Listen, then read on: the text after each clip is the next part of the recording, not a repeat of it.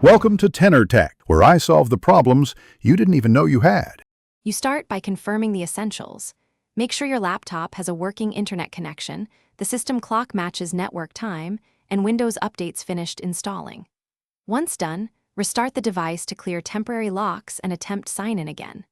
If sign-in still fails, switch networks or tether your phone to rule out local router issues.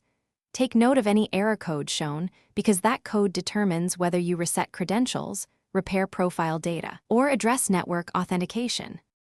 Next, you address credentials and profile integrity. Open Credential Manager and remove any Microsoft or Office-related entries so Windows prompts for fresh credentials. If you suspect the password, reset it through Microsoft's recovery flow and test sign-in on another device.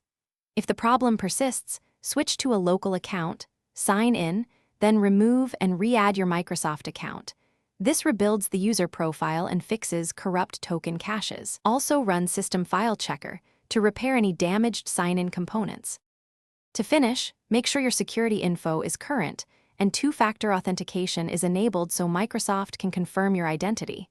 Then review sign-in options and Windows Hello settings to ensure no biometric or PIN conflicts. Once done, sign back into the Microsoft account and allow settings to sync so apps regain access. If you still cannot sign in, boot into safe mode or create a new local admin account. Then migrate data or run targeted repairs.